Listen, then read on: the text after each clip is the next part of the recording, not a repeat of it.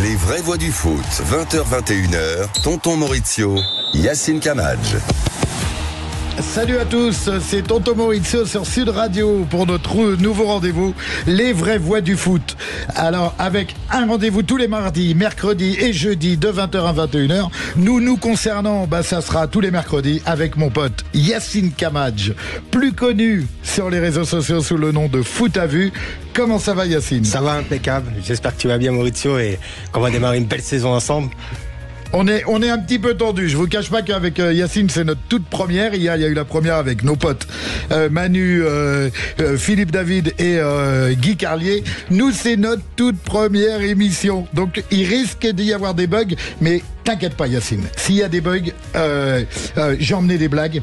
Pourri. On va éviter les blagues. Ouais. On va éviter les blagues et surtout on évitera les bugs pour avoir des blagues. Et voilà. Au sommaire, on va vous parler de la Ligue 1. La Ligue 1 est-elle toujours aussi attractive ? Quel concurrent sérieux pour le PSG ?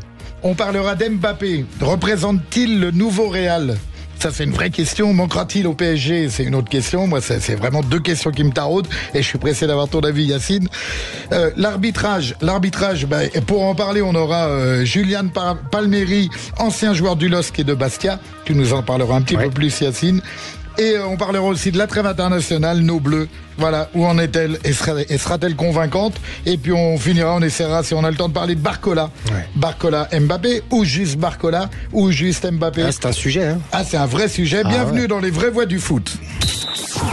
Sud Radio, les vraies voix du foot. Alors, Yacine, la Ligue 1, toujours aussi attractive ?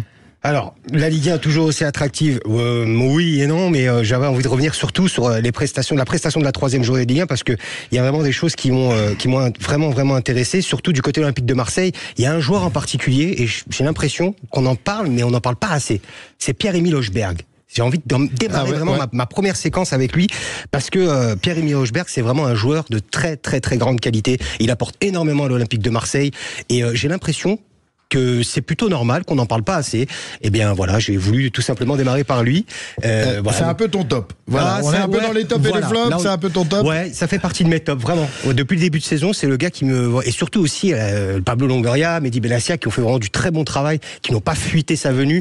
Franchement, c'est une très très belle affaire pour les Olympiens. C'est bien parce que j'ai tout de suite envie de te couper parce que moi, mon top, c'est pas du tout... Toi, tu as évoqué le Sud et moi, j'ai plus envie d'évoquer Paris et d'évoquer Luis Enrique, mais de Paris. Ouais. Le coach de Paris, parce qu'on a rarement vu une équipe appliquer un jeu qui ressemble à son coach en France, autant que l'équipe du Paris Saint-Germain ressemble à Luis Enrique. C'est impressionnant. C'est le tiki-taka français. Il a instauré, je sais pas si on va tous être d'accord, je sais pas si tu vas être d'accord avec moi, mais il a instauré vraiment sa marque de fabrique. Moi, j'ai annoncé que le PSG allait aller loin cette année. Alors, je ne sais pas si on ira jusqu'à prendre la Ligue des Champions à Paris, mais voilà. Là, il a amené une certaine forme d'ordre. Voilà, moi je dirais c'est l'ordre, voilà, parce que Paris était en désordre. Il a ramené un projet et ce qui est bien, c'est qu'il va rester, je l'espère pour les Parisiens, le plus longtemps possible, mais avec un projet solide. Ouais. Et c'est ce qui manquait au PSG avec la valse des entraîneurs qu'ils ont connus. Un projet, c'est un projet, quoi. Il faut vraiment le tenir et Luis Enrique est l'homme de la situation pour l'instant. Pour l'instant, mais il y a quand même un vrai fond de jeu et c'est vrai que quand on parle de la Ligue 1, j'allais faire le lien, mais on en parlera tout de suite après ça. Mais j'allais faire le lien, c'est que on parle de quoi ? De concurrence. C'est comme si c'était déjà écrit que le PSG allait prendre le titre, quoi. Depuis l'ère Qatari, oui. C'est un petit peu tout ce qui se dit à chaque fois, mais on le voit, Monaco, Lille, ils sont venus un petit peu les titiller. Maintenant, la question, c'est oui, est-ce que Paris, quel concurrent pour l'Olympique de Marseille, pour Paris Saint-Germain ? Oui, Marseille aujourd'hui, c'est un concurrent, mais attention, il faut y aller aussi. On va en parler juste après, mais je t'ai coupé dans tes tops et tes flops. Je crois que t'avais souligné 2-3. Oui, il y avait Pierre-Emile Hochberg. Je voulais vraiment commencer par lui parce que vraiment c'est celui qui m'impressionne le plus depuis ce début de saison. Il y a Vitinha du Paris Saint-Germain aussi, qui est une masterclass, vraiment un joueur extrêmement. Classe internationale. C'est beau, c'est agréable. Ouais. Moi, Vitinha, quand je le regarde, ce mec, c'est de l'oxygène. Ouais, il pue le football. Ouais. Voilà, il pue le football et vraiment, faut le souligner. Vitinha, il est vraiment top ici. Mais il y en a un aussi, on n'entend pas du tout. Et c'est un entraîneur, puisque je suis un amoureux, bien conditionné des entraîneurs de la tactique, des philosophies de jeu. Et c'est Didier Digard. Voilà, Didier Digard, qui est l'entraîneur du Havre. Et voilà, ça paye pas de mine, ça mange pas de pain, mais ça fait le job. J'ai beaucoup aimé son premier match, même si voilà, il a joué Paris Saint-Germain, mais il a quand même été en deuxième mi-temps. Je pense qu'il a eu les mots justes en deuxième mi-temps pour booster un peu son équipe. Et aujourd'hui, on le voit, il fait quand même du bon travail. Et j'ai hâte de voir la suite. Ouais. On va avoir un beau championnat. Donc, on va en parler tout de suite après le jingle. Et on va revenir. Ah oui, non, oui, j'ai dit, il y aura des bugs. Là, donc, c'est le moment de la blague, du coup. Là, normalement, c'est la blague. Alors, normalement, c'est la blague. Alors, dis-nous. On envoie un jingle et tout de suite, on revient sur la Liga plus longuement. Sud Radio, les vraies voix du foot. Alors, cette Ligue 1, là, on a le nez dedans. Alors, quel concurrent pour le PSG? Alors, première question, on commence par quoi? Les concurrents du PSG ou...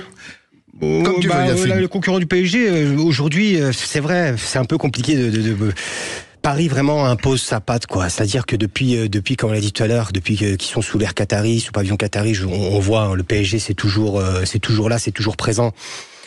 Après, dire Marseille, comme j'ai dit tout à l'heure, c'est aussi donner un peu confiance aux supporters, mais les Marseillais, on les connaît. C'est des joueurs qui aiment, c'est des supporters qui aiment s'enflammer. Ouais. Mais là, ils ont de quoi s'enflammer quand même, parce que Greenwood, Luis Enrique, enfin, il y a quand même du beau monde. Il y a une belle équipe à l'OM, non? Très belle équipe à l'Olympique de Marseille. Maintenant, le tout, c'est d'avoir les matchs tests. C'est ça le plus important, c'est de voir les matchs tests. Là, ils ont joué des équipes, sans leur faire offense, voilà, qui sont un petit peu abordables. Mais et encore, ils ont eu des difficultés, même les Olympiens. Ouais. Mais là, maintenant, ça va arriver. L'OGC Nice, l'Olympique Lyonnais, ça va être le choc aussi. On se souvient que l'année dernière, l'Olympique Lyonnais, Marseille a relancé l'OL.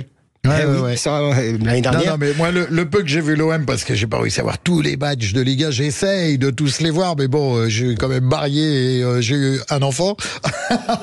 Donc je peux pas passer mon temps H24 devant les matchs, mais j'essaye d'en voir un maximum. Moi, l'OM, ça me plaît parce que ça se projette vite devant. Voilà, je fais l'apogée de Luis Enrique parce qu'effectivement, au PSG, bien sûr que il a mis sa patte et ça claque, ça fait plaisir à voir le PSG. Mais l'OM aussi, ça, moi j'ai vu vraiment un fond de jeu, un truc réfléchi. C'est la touch de Zerbi. Voilà, je dis pas ça parce qu'il est italien. Hein. Non, mais c'est la touch de Zerbi qui est très très intéressant parce qu'on le voit. Moi de Zerbi, je m'attendais à le voir un peu plus tard dans la saison. Parce qu'il doit s'adapter, il doit s'approprier le championnat, Mais le mec, il est venu et vraiment, il a mis tout de suite en avant son style. Les joueurs l'écoutent, tout est réuni, tous les voyants sont ouverts à l'Olympique de Marseille. On sent que les mauvaises herbes ont été coupées dans ce club et que avec Benassia, avec Pablo Longoria, avec Ravanelli aussi, ils font vraiment du travail très très très intéressant pour l'instant. Et puis alors on a parlé de Paris, on a parlé de Marseille, il y a aussi Monaco qui est plaisant à voir jouer. Bon là, ils se sont fait accrocher par Lens, mais Monaco c'est quand même solide. Il faudrait juste qu'ils changent la pelouse, mais sinon à part ça. Et puis Nice. Alors Nice aussi. Nice, on en parle ou pas? C'est un peu. On parle pas de Nice, l'équipe de district. Ce qu'on a vu, le terrain, c'est niveau district. Non, là, c'est une catastrophe. C'est catastrophe. Non, les terrains, c'est indigne de la Ligue 1. Moi, je me dis, c'est à l'étranger, ils nous regardent dans les autres championnats, ils disent, mais il n'y a pas de jardinier. Après, franchement, c'est pas possible d'évoluer comme ça. Non, c'est impossible. Les terrains sont affreux. On marche sur la tête. Hein. On marche sur la tête. Alors, la deuxième question, on peut en parler. Ça me fait le lire tout de suite, on peut en parler. Là, moi, elle m'agace un peu, cette question. Est-ce que la Ligue 1 est toujours aussi attractive? Pourquoi cette question m'agace? Je te dis tout de suite ce que j'en pense. Parce que moi, comme je l'ai dit à maintes et maintes reprises, je suis napolitain. Et moi, même si on était dernier du classement, même si on descendait, je suivrais le Napoli. Donc on est friand, qu'on joue bien, qu'on joue. Alors bien sûr qu'on a envie de jouer bien. Je sais pas si je suis très clair dans mes propos, mais bien sûr qu'elle est attractive parce qu'il y a les Marseillais d'un côté, les Parisiens, il y a Monaco et on va avoir un championnat peut-être plus relevé, moins relevé, mais elle est attractive. On est bien d'accord ou pas? Moi, cette question m'agace. Ça dépend comment on voit les choses. Si on compare à la Première Ligue, ça dépend de la comparaison qu'on apporte. C'est vrai que la Ligue 1 peut-être avec moins de stars, elle pourrait être meilleure, comme on le voit. Là, j'ai l'impression qu'en fait, il y avait Neymar, Messi, Mbappé, il y avait tout le gratin du football qui était en Ligue 1. Et là, j'ai l'impression qu'on prend plus de plaisir à regarder les matchs maintenant que quand ils étaient là. C'est mon avis. Ça manque de victoires en Coupe d'Europe, faut qu'on gagne des Coupes d'Europe et après on va nous regarder avec un autre œil. Ben ça c'est obligatoire, ça c'est bien sûr. Parce que c'est ça qui fait qu'en fait on se pose la question. Parce que si d'un seul coup l'OM gagne une Coupe d'Europe, si Paris gagne, voilà, d'un seul coup on va peut-être nous regarder avec d'autres yeux. Ben oui, mais ça c'est clair. Donc la Ligue des Champions fait partie l'Europe et la jouer, surtout la jouer, parce que c'est bien beau de se battre toute l'année pour essayer de se qualifier dans la Conference League, dans l'Europa League ou la Ligue des Champions, et pour au final voilà faire nada quoi, ou proposer l'équipe B. Et d'ailleurs hier c'est Philippe Daly qui parlait de Brest et il a pas tort sur ce sujet. J'allais y venir. Et parce que c'est vrai qu'on l'a vu, il a donné l'exemple d'Auxerre et c'est vrai que Brest, s'ils vont jouer la Ligue des Champions pour au final perdre tout, c'est compliqué, c'est quitte ou double. Moi j'ai l'impression que ça sent un peu, sent pas bon. Tu sais pourquoi je parlais de Brest, parce que je sais pas si Brest va sortir du chapeau, mais j'ai l'impression que depuis le début on parle de Paris, on parle de l'OM, on parle de Monaco, mais on a encore des belles équipes en France. Lyon, ça s'est quand même rebecté Lyon. Ça avait pris un faux pas et puis là ça y est, avec la début victoire de saison très mitigé quand même.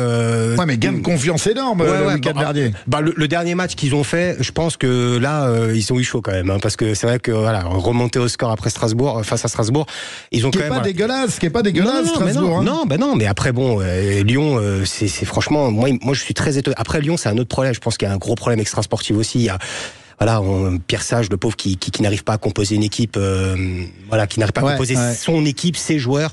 Il est un petit peu sous pression par Textor, donc c'est Textor qui lui impose des joueurs. Il sait pas avec quoi composer. Là, maintenant que le mercato est fini, on va voir un petit peu ce que ça va donner. Ouais. Alors, si tu devais sortir une équipe du chapeau? Oh là, c'est encore prématuré. Je pense que c'est encore trop prématuré pour pouvoir m'avancer, mais. Pour l'instant ça commence à se dessiner.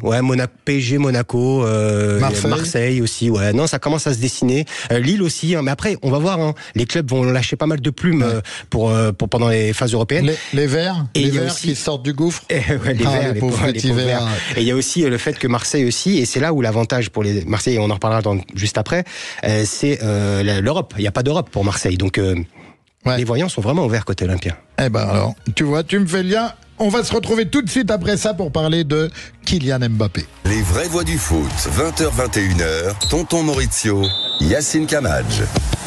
Bienvenue dans les vraies voix du foot. Alors, le sujet, regardez comment il sourit, Yacine. Le sujet qui nous plaît, Kylian Mbappé.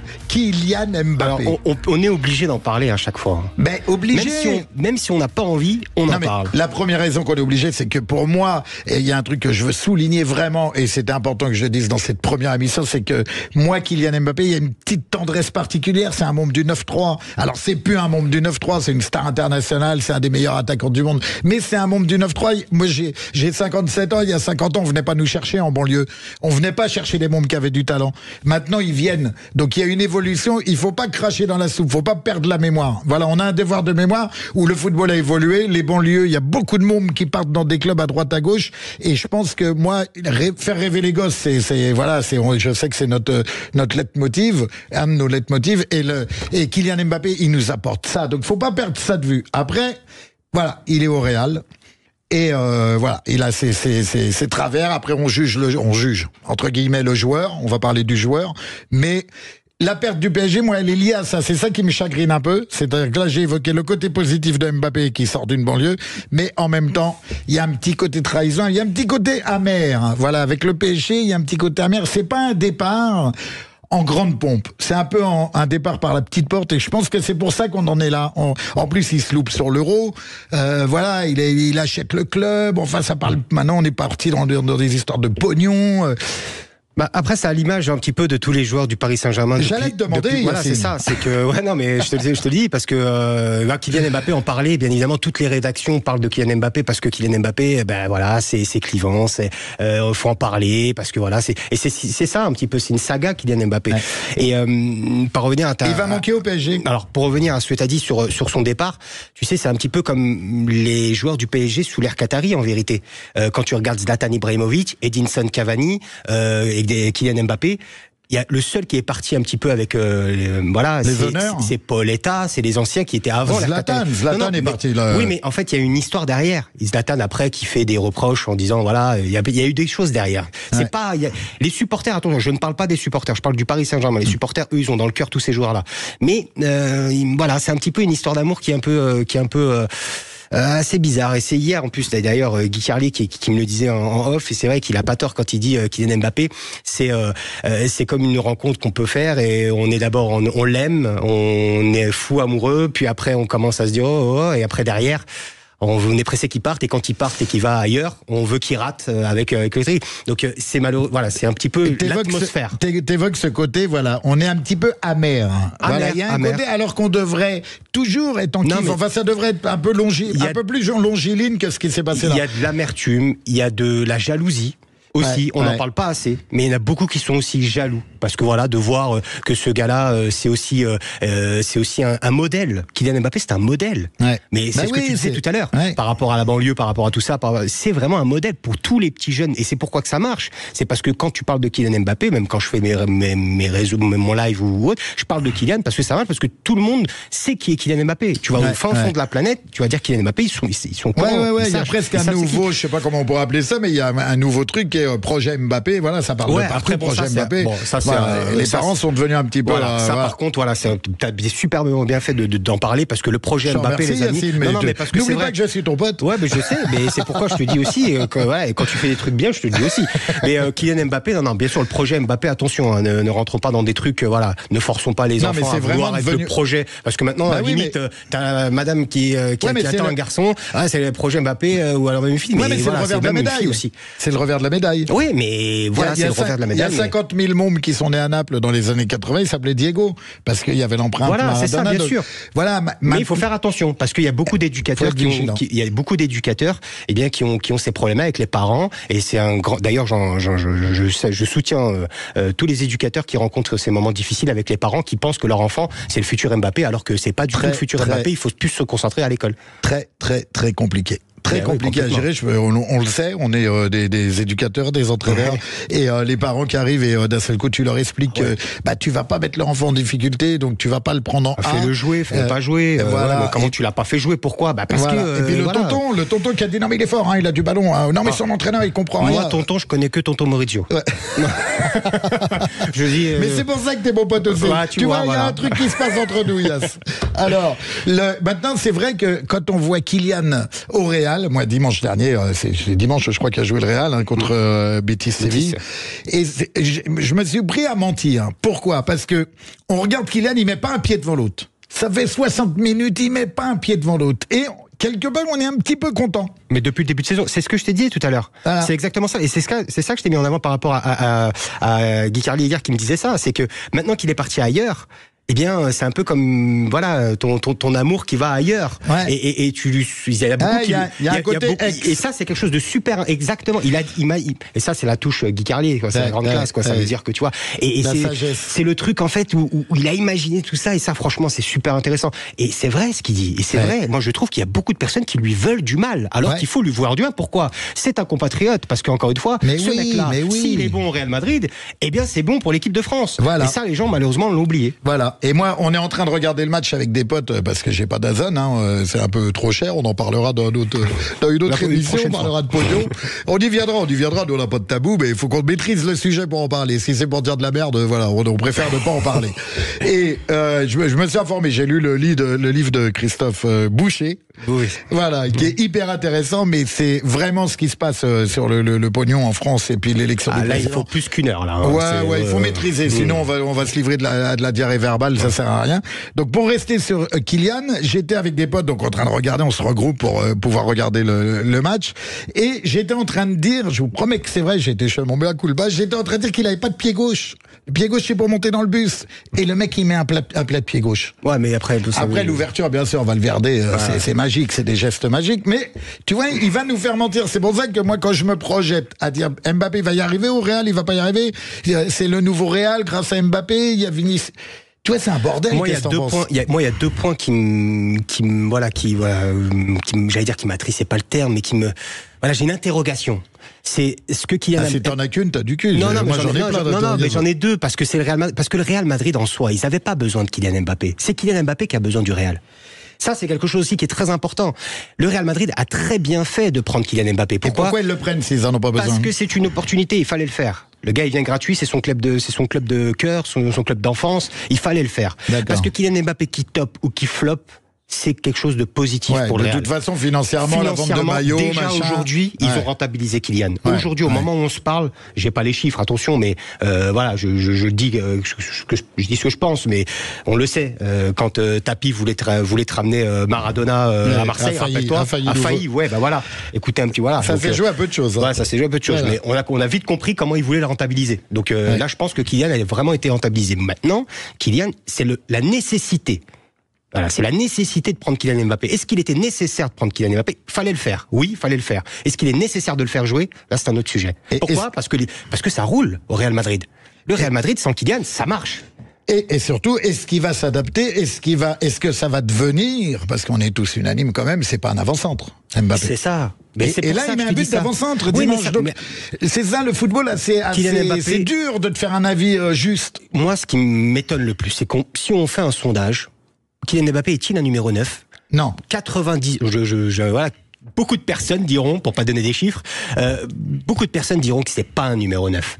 Mais pourquoi le Real Madrid le met numéro 9? Moi, c'est ça parce que peut-être vous allez me dire Vinicius, Rodrigo, ouais, d'accord. Eh bien, à un moment donné, il faut pas aussi rentrer dans le vice du joueur. Le joueur, lui, a voulu, s'est autoproclamé numéro 9. Tu crois que c'est lui qui s'est autoproclamé? Mais moi je comprends pas. Le mec est bon, ailier. Il est ailier. Il fait mais il y a Vinicius. Il peut pas jouer mais même côté. À Paris, mais même quand il était au PSG, même en équipe de France, il est positionné en 9. Pourquoi? Pourquoi tu choisis? Ne mets pas la charrue avant le bœuf, on va parler de l'équipe de France.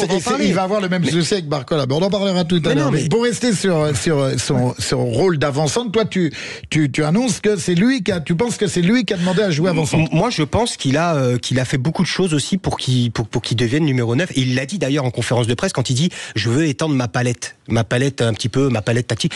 Non, Kylian, t'es un mec, et d'ailleurs on le voit, ce poste-là ne te fait pas, tu gagnes pas grand-chose dans ce poste-là, parce qu'on le voit, ta morphologie a un peu changé, les gens disent il a grossi, c'est pas forcément grossi, c'est qu'il a pris en masse musculaire, c'est qu'il est devenu, il essaie de se mettre dans la peau d'un vrai numéro 9, mais un numéro 9 qui met pas de but de la tête, excuse-moi, t'es pas un numéro 9. Et du pied gauche, il m'a fait mentir dimanche, mais il met pas, le pied gauche, c'est pour monter dans le bus. Et après, peut-être que moi aussi, je suis peut-être dur aussi dans les propos par rapport au fait peut-être nostalgique des Van Basten, des Van Nistelrooy, des Shevchenko, des Inzaghi. Donc à un moment donné, pour moi, le 9, c'est ça. Les Pedro Miguel Paoletta, c'est ça. Les numéros 9. Mais la définition du 9, on va tous être d'accord. Donc Kylian, le problème, c'est ça. C'est qu'en fait, il joue un poste qui n'est pas le sien. Alors il aurait demandé, moi, ce qui m'agace dans Kylian, alors après, je me permets d'émettre mon avis, ça engage que moi, mais j'ai vu, c'était le match précédent où il re-rentre sur le terrain. Moi, je trouve qu'il est tombé un peu dans... je vais pas inventer l'eau chaude, mais il est un peu tombé dans son personnage. Tu le vois à la sortie, à la sortie des vestiaires à la mi-temps, il donne des conseils à Vinicius. T'as l'impression que c'est lui le taulier. Le mec qui vient d'arriver, le Real a gagné la Ligue des Champions, a gagné le championnat. C'est de la communication, Maurizio, c'est de la communication. Ouais, mais ça fait vice d'épicier un peu. T'as l'impression que c'est lui qui dit à Vinicius comment on va jouer, comment on va dire le dispositif. Non, c'est des automatismes. Il a un petit côté arrogant quand même, quand il parle et qu'il se gratte la tête, qu'il est là, il y a quand même des mimiques qui trompent pas. Comme je dis souvent dans mes lives, quand je dis aux abonnés qui me suivent, je respecte vos avis mais je le partage pas. Là, en l'occurrence, je respecte ton avis mais je le partage pas. Pourquoi? Belle phrase. Oui, parce que tout simplement, c'est de la communication, c'est des automatismes. On peut pas leur demander d'être connectés sans se parler. C'est pas possible. Ils ont besoin de se parler. Après, quand t'as la séquence avec Benzema, quand il dit donne-lui pas la balle à l'époque, pour revoyer les images pour ceux qui ont la ref, il y en a qui ont la ref. Donc quand il dit de pas lui passer la balle à Vinicius à l'époque, là c'est différent. C'est un peu plus en mode embrouille. Mais là, c'est de la communication. Non, c'est ce qui se passe dans un club de football. Bah non, s'il y a pas de communication, à un moment donné, s'ils font pas ça, on leur reprochera de pas le faire. Ouais, mais et s'ils le font, on leur reproche de le faire. À un moment donné, non, c'est de la communication, ils ont besoin d'être connectés ensemble. T'es parti dans un raisonnement, T'as peut-être raison. J'affirme, je donne mon avis et t'as peut-être raison. Non, j'ai raison. Pourquoi c'est pas, et pourquoi c'est pas Vinicius qui a cette attitude-là? Pourquoi c'est pas Rodrigo? C'est lui qui sent et qui a ce côté en se grattant le nez, se touchant la tête. T'as l'impression que c'est lui qui. Là, c'est chercher des poules, à Mauricio. Tu crois? C'est chercher des poules. Peut-être que je suis hypersensible et puis quand je regarde Kylian, je suis peut-être un petit peu plus dur. Là, je trouve que c'est chercher des poules. Les mecs, ils ont besoin de connexion, ils ont besoin de se dire, tu sais, passe dans la profondeur. Attends, mais toi, moi, quand j'essaie de faire ça, vas-y, toi, demande la balle un peu plus comme ça. Tu vois, ils discutent ensemble. Ils ont besoin de créer cette connexion. Non, pour moi, ça, c'est totalement normal. En tous les cas, on pourra en reparler. On pourra en parler des heures et des heures. Ah ouais, là, par contre, là, on peut. Voilà. Kylian, c'est ce que je disais tout à l'heure. Vraiment le sujet. C'est parce qu'en fait, voilà. Et tout le monde peut dire, moi, je vais arrêter de parler de Kylian, mais à un moment donné, on en parlera toujours parce que voilà. Et en plus, on l'aime, Kylian Mbappé.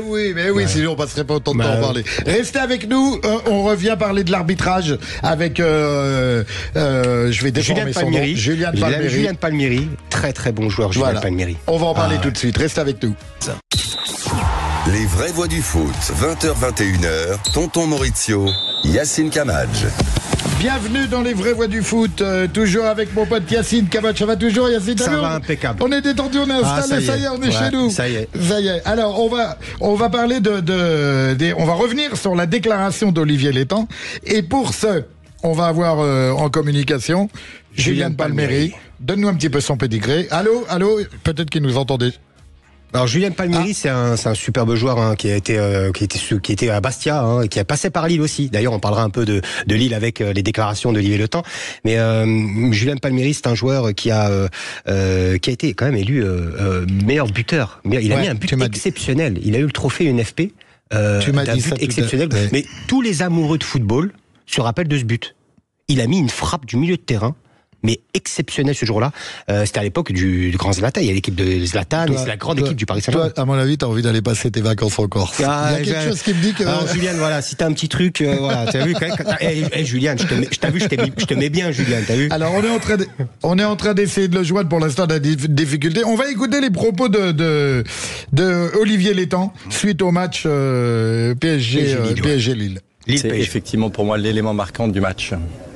Et finalement, on n'en parle pas trop, on va pas trop en parler, mais le championnat est déjà tronqué. Eh oui.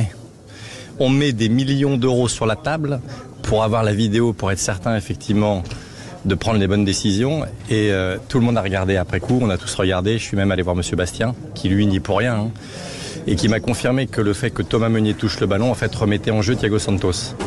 Donc c'est la grosse frustration de la soirée, pour pas dire plus, parce qu'on est à 2-2 à ce moment-là du match, il reste 8 minutes, on est en train de pousser, et donc finalement on ne sait pas ce qui serait passé. Et donc je l'ai très mauvaise en fait, je suis très énervé par rapport à ça. Alors, moi là tu vois, je viens de réécouter Olivier Létang, et moi j'ai envie de te dire, je suis pas du tout d'accord. Moi, je suis pas d'accord, d'où la difficulté de la VAR. Parce que quand tu revois les images, bon, en plus, moi, je suis originaire d'un pays où les images, elles te font dire ce que t'as envie de voir. Enfin, tu vois, il y a une grosse influence. Mais moi, sur ce match, je dis pas que j'affirme pas haut et fort que il y a hors-jeu, il y a pas hors-jeu. Mais quand tu vois les images, t'as pas l'impression il y a peut-être une erreur, mais t'as pas l'impression d'un vol manifeste comme on peut des fois assister. Enfin, pour moi, c'est pas une erreur d'arbitrage. Alors c'est sûr que je suis pas lillois, donc si t'es lillois, d'un seul coup peut-être t'as un peu plus la colère. Mais ton avis là-dessus, Yacine? Non, mon avis, c'est qu'à un moment donné, il faut pas oublier que ce monsieur Olivier Létang est le président d'un club de football et pas n'importe lequel, du LOSC. Il a quand même une responsabilité, et après on peut lui donner le fait qu'il soit à chaud, que ça soit à chaud, que voilà, mais dire le mot tronqué, Monsieur Létang, il va loin. Qu'est-ce que ça veut dire? Là, maintenant, voilà, faut s'arrêter sur ce mot-là, tronquer. Parce qu'en plus, il joue le PSG. Ça veut dire, en aparté, son ancien employeur, parce qu'il était au PSG. Donc, tronquer. Quand on dit tronquer, c'est quoi? Magouille, c'est acheter, c'est problème. C'est ça? Non, mais disons les mots. Il faut parler en vrai. Non, mais c'est écrit en gros, voilà, c'est écrit partout. Donc, donne-nous ton avis. Voilà, c'est quoi? C'est quoi tronquer? Moi, c'est ça la question que j'ai envie de poser à Monsieur Létang. Voilà. quand il fait allusion au mot tronqué, il parle de quoi, voilà. Ouais. Est-ce que c'était à chaud? Est-ce qu'il peut se rattraper? Est-ce qu'il peut se dire non, mais en fait, c'était à chaud, voilà, j'ai pas fait attention, il y avait les médias. Moi, je trouve qu'il est très calme, que c'est vraiment réfléchi ce qu'il dit. C'est pas un coup de sang. Voilà, autant, en tant qu'entraîneur, on a tous des coups de sang. Enfin, il n'y a pas que en tant qu'entraîneur. Mais on a tous, des réactions à vif, qu'après on regrette et tout, des attitudes, déplorables de débile mental. Mais lui, il est posé, il est clair et net, il est carré, il pose les mots et il affirme, je suis sûr qu'à ce jour, on l'appelle, il va avoir le même discours. Mais complètement, moi je considère encore une fois que moi j'ai besoin, c'est ça qui m'a un peu perturbé, c'est le mot tronqué. Voilà, et dire ça de ton ancien employeur. Alors, est-ce qu'il n'a pas dit ça aussi parce que c'est son ancien employeur? Est-ce qu'il n'y a pas un antagonisme, peut-être qu'il n'y a pas. Alors à un moment donné, il va devoir, parce que lui, il est passé quand même par pas mal de clubs aussi. Donc, s'il parle de beaucoup de clubs comme ça, c'est voilà. Non, mais c'est surtout le mot tronqué. T'as pas à dire ça, quoi. C'est grave. Et surtout aussi quand il dit l'arbitre m'a dit que comme quoi il s'était trompé. Mais même si l'arbitre est venu te dire, il balance carrément. Voilà, tu es en train de balancer un truc au grand public, comme quoi c'est une grossière erreur. Après, personne ne vous étonnez pas. Qui parle de l'arbitre, Non, mais c'est surtout qu'après t'étonnes pas et il faut pas s'étonner qu'après les arbitres ils disent plus rien. Donc après, faut pas s'étonner que les arbitres après ils viennent te voir. Quand tu vas leur poser une question, ils vont pas te répondre parce qu'ils vont dire mais après si c'est pour aller balancer à côté aux médias, moi je passe pour quoi. Et en plus, si tu regardes les images, c'est vrai que Meunier la retouche, mais il y a vraiment un sujet.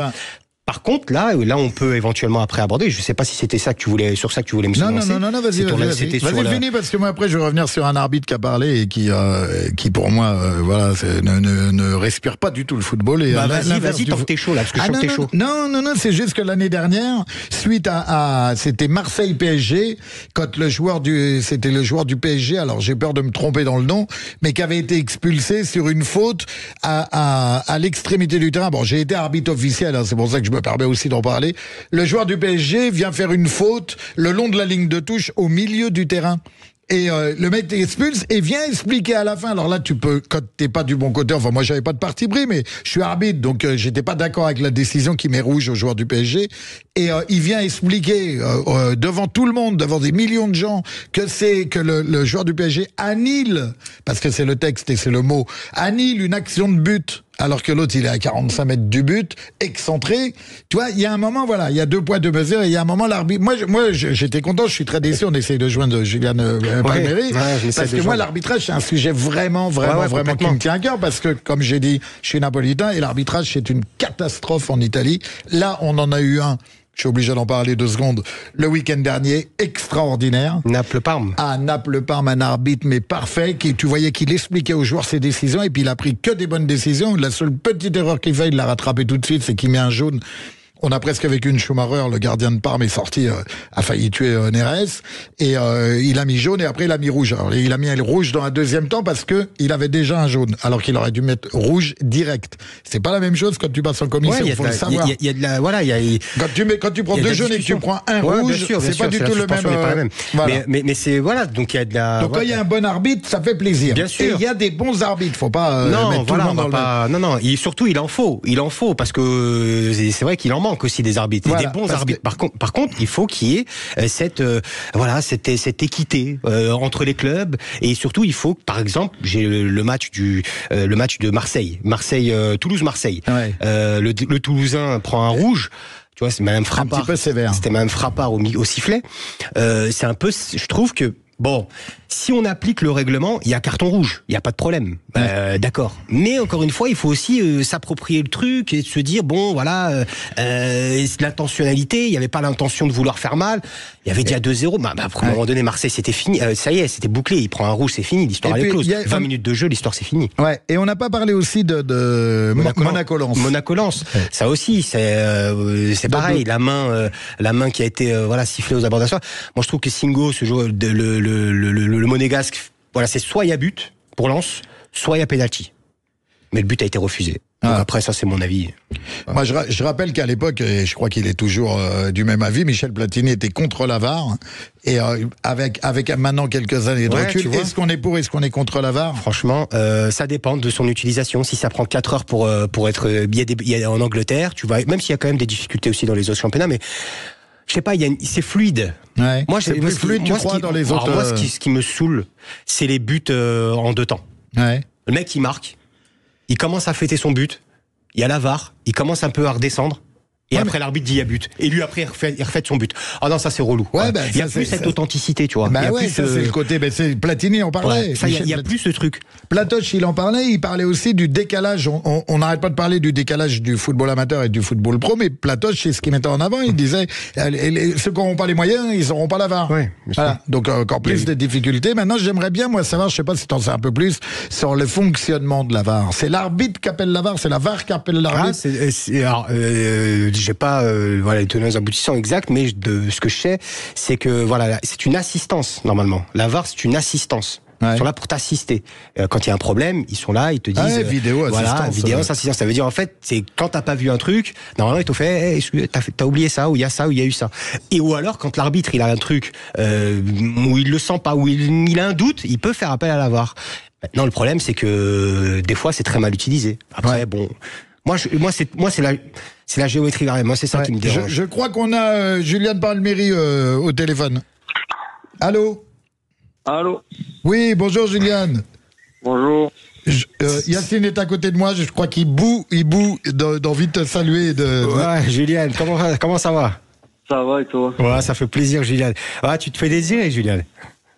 Pourquoi? Ben non, c'est vous, vous n'arrivez pas à m'appeler. Mais si, on utilise un petit peu tous les moyens. Tu m'avais appelé. Alors, dis-moi Juliane, pourquoi t'es pas content. On n'a pas entendu, Juliane? Dis-moi, Yacine, ce que tu voulais me dire. Quel sujet? On était sur l'arbitrage. L'arbitrage, on sait que tu aimes bien, tu aimes bien ce thème. Donc c'est pourquoi on a voulu t'avoir. Est-ce que comment tu trouves de l'arbitrage en Ligue 1 cette saison en tout cas? En Ligue 1? Ouais. Du moins ce début de saison. Bah sur ce début de saison, j'ai envie de te dire qu'ils sont sur la continuité de l'année dernière. Ça veut dire lamentable. Et je pense que le plus bel exemple, c'est celui d'un de mes anciens clubs, d'ailleurs, Lille, face au PSG. Alors justement, Juliane, je te coupe 2 secondes, mais je voulais avoir ton avis sur les propos d'Olivier Létang. Tu vois, tu m'as fait le lien, tu m'as pris de vitesse. J'allais te tendre la perche. Ouais, bon alors après ses propos, voilà, il était un peu aussi sur le coup de la colère, à chaud, mais il a pas totalement tort non plus. Mais il a pas essayé d'arrondir les angles. Mais c'est quand même grave ce qu'il a dit. Bah, c'est grave. Quand je dis grave, je dis pas qu'il a tort ou raison. Je dis que c'est grave, c'est important. Voilà, oui, bien sûr. Il a utilisé le mot tronqué. Yacine a repris le mot tronqué. Qu'est-ce que t'en penses? Non, mais bien évidemment, le fait qu'ils disent que le championnat est tronqué. C'était peut-être pas le terme adéquat, on va dire. Ouais. Mais pour l'avoir vécu, on a contre le PSG par moment de gros doutes avec l'arbitrage. Ouais. Voilà. Yacine fait la moue, hein, il n'est pas tout à fait d'accord avec toi. Non, mais après, ça c'est Juliane, c'est ton côté corse, ça, qui dit ça, non? Non, pas du tout. Pas du tout. Mais de toute façon, regarde, déjà, tu vois, à partir du moment où bientôt l'arbitrage, il est plus nombreux que les joueurs sur le terrain et que les mecs, ils n'arrivent pas à prendre une décision au bout de 5 minutes, ça t'explique un peu le niveau de l'arbitrage, quoi. Ouais. Avec les images et tout. Moi, je suis assez. Juliane, je suis assez d'accord avec toi, mais qu'un président de club tienne un discours comme a tenu, c'est hyper. Bah, je dis grave, ouais, c'est le mot grave. Tronqué, c'est le président, ça sous-entend. En fait. Voilà. Tu m'as pris de vitesse. C'est truqué. C'est truqué. Ça veut dire que le championnat de France, c'est plus la merde. C'est déjà décidé avant les matchs. C'est quoi que ça veut dire? Ouais, lui. Il met la barotte. Bah là, en gros, il a dit le championnat est acheté, stop point barre. Voilà, donc en fait, donc on donne le trophée au PSG, c'est réglé. En gros, c'est ça. En gros, oui. Est-ce que Julien, tu penses pas qu'il y a peut-être de la mignosité, tu sais, il y a peut-être quelque chose de caché derrière tout ça par rapport à son passage aussi au Paris Saint-Germain, Olivier Létang? Ouais, il y a forcément un peu de rancœur. Un peu d'amertume. Ouais, c'est ça. Peut-être. Voilà, c'est vraiment le truc qu'on veut savoir, parce que tronquer, c'est quand même extrêmement grave de la part d'un président, quoi. Je pense qu'il attendait aussi qu'on lui tende la perche, on va dire, pour pour avoir une situation où vous pouvez régler ses comptes. Et ça a été le cas, voilà, ça a été le cas là. Ouais. Il est, ouais, ça sent un peu ça. Je vais dire ça pue, mais ça sent, allez, ça pue, ça sent comme vous voulez. Le règlement de compte. Voilà, tu m'as pris, je t'ai soufflé les mots, je t'ai envoyé l'énergie des mots, et ça sent le règlement de compte. Sans mettre sa parole en doute, hein, attention, c'est son avis, c'est respectable, on a le droit d'avoir des avis différents, mais ça sent le règlement de compte. Moi, je suis un peu moins au courant de l'histoire que Yacine. Là, je viens de découvrir les propos vraiment. J'avais écouté vite fait, mais là, j'ai vraiment écouté. Et ça sent le règlement de compte. Ça sent il a sauté sur un truc qui est quand même litigieux. Oui, c'est ça. C'est exactement. Il attendait peut-être un truc comme ça. Il aurait eu ce discours-là suite à la main de Thierry Henry quand on voit les Français en Coupe du Monde. Et ça serait passé crème. Ouais, on va dire que ça aurait été plus facile, quoi. Ça aurait été plus facile. Alors, est-ce que tu veux rester avec nous? Parce que le sujet suivant, on va parler de l'équipe de France, des Bleus, éventuellement la titularisation de Barcola. Et comme on a eu du mal à t'avoir, Juliane, moi, j'aimerais bien que tu restes avec nous, que tu nous donnes ton avis. J'ai juste une question avant d'envoyer la pub. Est-ce que tu es d'où en Corse? Omé, ça. C'est un village entre Bastia et Saint-Florent. Et Corté. T'es sur la côte, la Corse magnifique. On fait un clin d'œil, on fait un big bisou à tous les Corses. J'ai plein de potes en Corse. Voilà. Et Sud Radio est présente en Corse, tu le sais. Et voilà. Donc on te garde en ligne avec nous. On passe un petit peu de publicité et reste avec nous. On parle de l'équipe de France tout de suite après. Les vraies voix du foot, 20h-21h, Tonton Maurizio, Yacine Kamadj.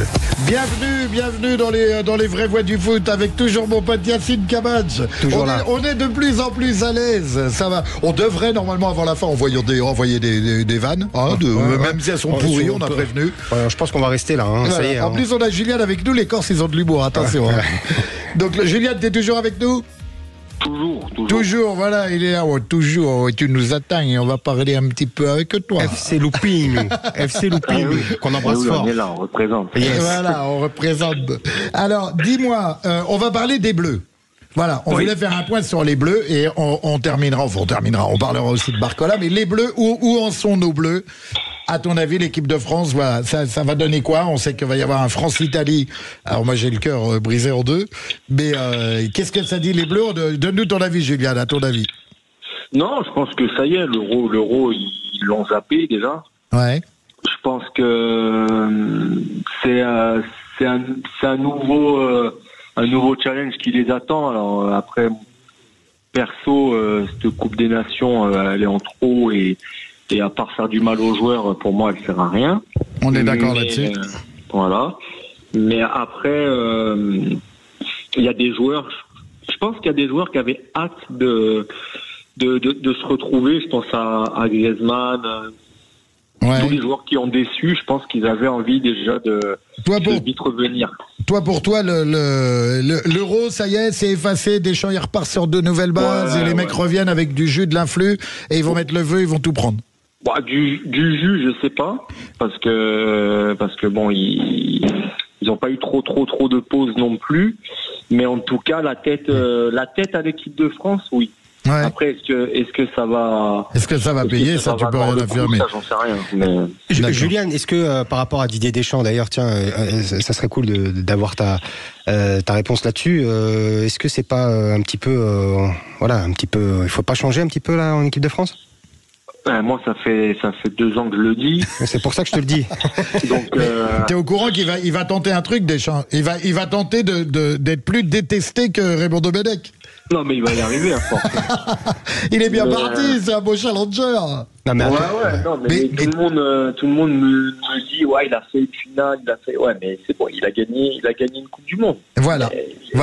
C'est-à-dire qu'aujourd'hui, c'est pas négligeable quand même. Attention, je pense que faut pas être réducteur aussi. Une Coupe du Monde, il y a des nations qui n'ont jamais gagné ça et qui ne gagneront peut-être jamais. Donc, Juliane, t'es d'accord avec moi qu'on va dire merci, c'est ce que j'ai dit au mois de juin. On va dire merci à Dédé. Moi, j'appelle Dédé parce qu'il nous a dit de changer de chaîne. Donc, moi, j'ai une bonne mémoire et depuis qu'il a dit de changer de chaîne, moi, j'ai plus envie de changer sa tête que de changer de chaîne. Mais oui, moi, je suis pas rancunier, mais bon, il y a un moment. c'est un peu comme le fils Nicolas, tu vois, je te fais un coq à l'âne, mais le fils Nicolas qui d'un seul coup dit vous allez pas au resto, vous prenez l'abonnement. Tu vois, il y a un moment, il réalise pas que le mec, il est déconnecté de la réalité. Son père a dû se retourner dans sa tombe. Donc Dédé est dépassé. Dédé, c'est un peu comme Kylian, ça s'apparente un peu à Mbappé, c'est-à-dire qu'il peut nous faire mentir. Il suffirait qu'il gagne, et puis d'un second, on va oublier qu'il nous a pourri la vie, parce que là, il nous pourrit la vie. C'est triste. Moi, j'ai pas oublié l'Euro. Toi, tu dis, les mecs sont effacés, on est passé à la suite. Je suis pas convaincu. Non, les joueurs, moi, les joueurs, je suis presque sûr qu'ils sont passés à autre chose. Les supporters et les amoureux de l'équipe de France, pas sûr. Voilà. Et ils ont hâte aussi, eux aussi, de voir ce que ça va donner là. Ouais. Mais Deschamps et les joueurs, je suis convaincu qu'ils ont déjà appelé l'Euro. Ok. Non, moi, Didier Deschamps, ça reste quand même un superbe pas un tacticien, j'allais dire, mais c'est un superbe entraîneur. Faut pas oublier ce qu'il a apporté aussi en tant qu'entraîneur de club. C'est lui qui t'emmène Monaco en finale de Ligue des Champions. Peut-être aussi, c'est peut-être parce qu'il a entraîné la Juve. Ah, il a entraîné la Juve. Non, c'est peut-être pour ça que tu je l'ai dit en rigolant. Non, mais je l'ai dit en rigolant. C'est vrai qu'il a été juventine. Voilà. Et c'est vrai que, moi, dans mon cœur à moi, la place, elle est quand même limitée pour ces gens-là. Mais après, le talent, non, il y a un moment, tu parles du talent. Jamais tu m'entendras critiquer Pirlo, Del Piero, enfin je pourrais tous les citer. Non, il y a un moment, il faut appeler un chat un chat. Et Deschamps, je pense que ça a été, Yacine, je vais te redonner la parole, mais ça a été un super joueur, un super entraîneur, palmarès de ouf. Maintenant, salut. Mais Deschamps, c'est un champion. C'est plus. Mais c'est un champion. Il est content d'avoir été en demi-finale. Maurizio, Deschamps, il a du sang champion. Non, il avait. Au jour de jour. Mais Maurizio, demain, il prend une équipe en club. Personne en veut. Il gagne. Il prend une équipe qui veut de Deschamps, Julien? Un club italien, oui, possible, ouais. Non, parce que moi je pense qu'il faut pas être réducteur comme ça aussi. Je pense qu'il faut quand même saluer son parcours. Qui fait. Maintenant, c'est vrai qu'après on peut critiquer, pas critiquer. Bon, en tout cas parce qu'on est quand même supporter des Bleus et c'est notre équipe, l'équipe de France. Mais on peut apporter une analyse là-dessus. Mais dire comme ça, il a gagné une Coupe du Monde. On a fait une finale de Coupe d'Europe. Non, c'est pas ça. Non, mais voilà, tu vois. Non, mais je parle pas de d'ici. Je parle de manière générale un peu ce qu'on entend à gauche à droite. Les gars, faut pas oublier que ce mec-là, il a en tant que joueur été un joueur formidable. En tant qu'entraîneur, il est formidable. Moi, la seule chose que je lui reproche à Didier Deschamps, je lui reproche, c'est de s'être approprié l'équipe de France. Ça veut dire qu'on a l'impression aujourd'hui qu'on a que lui. On peut plus faire, pardonnez-moi, on peut plus faire autrement. Ça veut dire, moi, j'attends de voir Zidane. Moi, mon objectif, c'est de voir Zidane. On l'attend tous. Tout le monde. Alors, à un moment donné, il faut faire le nécessaire pour qu'on puisse éventuellement aussi avoir Zidane en équipe de France. Il y a aussi un gros problème aussi au niveau de la présidence de la Ligue. Donc, il y a ça aussi qui est important, que c'est pas encore réglé. Mais maintenant, il y a aussi, moi, Deschamps, je lui en veux pas. Je veux juste le voir tous les samedis, dimanches, pour que je puisse éventuellement l'analyser, le décortiquer dans les lives qu'on fait. T'as pas eu le temps de l'analyser, le décortiquer? Si, mais j'ai envie de le faire comme je l'ai fait à l'époque quand il entraînait Marseille ou quand il entraînait Monaco ou la Juve. J'ai envie vraiment de le voir chaque semaine. Moi, j'en ai marre de voir Didier Deschamps une fois tous les 4 mois. Oui, mais moi, je pense que ça lui convient. Ça lui convient d'avoir l'équipe de France 6-7 fois dans l'année. Il est assis dans un fauteuil où il prend ses ronds. Et voilà, et le taf n'a plus la même parce que ça fait 12 ans, je lui jette pas la pierre. Et bravo, je le redis, bravo Dédé. Mais on le dit pas assez. Je trouve qu'on le dit pas assez. Ok, Yacine, on t'accorde ça. Voilà, on a un devoir de mémoire. Ok, merci Didier Deschamps. Parce que c'est quand même un travail. C'est un travail. C'est pas évident. C'est un travail qui est difficile. Moi, j'ai l'impression qu'on parle d'une Coupe du Monde comme si on parlait de la Coupe Intertoto qui n'existe plus. Mais les gars, on parle de la Coupe du Monde. Le mec, il te fait finale, il te fait et la Coupe du Monde 2022 aussi au Qatar. Les gars, ok, donc on va garder Dédé. Maintenant, passons à la suite, parce qu'on pourra en parler des heures. Passons à la suite, il y a France-Italie vendredi. La compo de Dédé. Dis-nous, Julien, ce que t'en as pensé. La compo de ton Dédé, Yacine. Attends, Julien, il va nous donner sa compo, l'amour de Dédé. Non, c'est pas ma compo. Je déconne. Non, mais j'en parlais avec Fred Piquen, que j'embrasse, et on parlait ensemble de ses choix qu'il a fait aussi par rapport à Lucas Digne, en prenant Lucas Digne suite à la blessure de Ferland Mendy. Est-ce que c'était judicieux? Est-ce que voilà. Donc il y a des choix. Après, Didier Deschamps aussi, il y a un truc qui est très important, c'est que Deschamps, il prend pas les joueurs en lien avec leur qualité footballistique en soi. Si, vous avez compris. Mais il prend surtout une équipe. Il prend surtout des joueurs en termes de cohésion d'équipe. Il veut créer cette cohésion d'équipe. Et des fois, en prenant ça, des fois tu te passes de grands joueurs À Karim Benzema. Moi, je lui en veux pour Karim Benzema. Bah ça, par oui, contre, ça, je te le dis. Moi, Didier Deschamps, je l'aime beaucoup, mais par rapport à Karim Benzema, je lui en veux. Parce que moi, Karim Benzema, c'est vraiment un joueur, voilà quoi. Alors, Julien, donne-nous ton avis. Qui mérite sa place en équipe de France et qui est là par, comment on dit, par roublardise, par erreur? Par piston. Par piston, bien joué. Mais déjà, pour moi, par rapport à ce qu'on a vu à l'Euro, Thuram, il doit pas être sélectionné. Ouais. Voilà. Par rapport à son début de saison, par rapport à ce qu'il a fait cet été, il doit pas être, ce rassemblement-là, peut-être histoire de le piquer un peu, ou je sais pas, hein, mais il doit pas être dans la liste. Ouais. Après, Lucas mais il fait Digne, des belles pareil. prestations, Julian. Il fait des belles prestations il fait en des belles Italie. prestations en club. Bah ouais, mais quand tu viens en mais équipe de France, c'est un peu aussi parce que tu as fait des belles prestations en club. Ouais, mais Lukaku, il va tout péter à Naples parce qu'il a compté. T'as un rapport avec ton coach tous les jours. T'as connu ça, Kylian, t'es d'accord avec moi, Julian. Tu bosses avec un coach tous les jours. C'est différent d'un sélectionneur. Ouais, non, mais complètement. Mais pour moi, Thuram, il a rien à faire en équipe de France. Tellement qu'il a fait tâche cet été. Ouais. Mais c'était flagrant, quoi. Ah oui. Non, mais alors Julien, t'as vu, on se connaît pas, on se découvre aujourd'hui, mais moi je suis pressé de te rencontrer parce qu'on parle la même langue. Est-ce que tu peux nous donner ton avis, parce que ça c'est hyper important là maintenant on y est, sur Barcola? Pour moi, ça peut devenir un crack. Ouais. Ce qui me fait peur, c'est que la place est prise. Pendant sa progression constante, qu'on essaye de lui donner des comparaisons qui n'ont pas lieu d'être, ou peut-être lui brûler les ailes, alors que je suis sûr qu'il a encore une marge de progression assez nette et qui peut encore nous impressionner. Lui mettre la cape du remplaçant d'Mbappé, c'est ça? Ouais, clairement. Une pression qui pourrait lui être néfaste. Ouais. Je vois ce que tu veux dire. Maintenant, la décision, et là, ça sera aussi une grosse décision aussi de la part de l'équipe de France et de Didier Deschamps, de savoir si Bradley Barcola sera titulaire en bleu. Ça aussi, c'est une interrogation auquel beaucoup se posent. C'est la question que tout le monde se pose. Moi, je pense qu'il, je le vois pas débuter. Hein. Tu le vois pas débuter, toi? Non. À contre-cœur, toi, tu l'aurais éventuellement mis. Contre-cœur, ouais. Complètement. Ouais. À contre-cœur, ouais. Moi je le vois pas débuter parce que Deschamps, j'ai pas envie d'être, c'est pas insultant, mais il est bête et méchant, Deschamps. Voilà. C'est quelqu'un qui a des choix en tête et qui, malgré tout ce qui se passe autour, il changera pas. Voilà. Il veut garder ses choix. Et si ça foire, là, il va peut-être changer, mais si ça réussit, il va dire que c'est un génie. Écoute, il nous reste très très très peu de temps. Merci à toi, Julien, de nous avoir donné ton avis. Je voulais laisser terminer Yacine avec quelque chose à dire. Ouais, merci Julien, merci pour ta présence. C'est toujours un plaisir de t'avoir et toujours pareil. D'accord. Ton pronostic, Julien, pour finir sur le France-Italie? 3-1 pour la France. 3-1 pour la France. Yacine?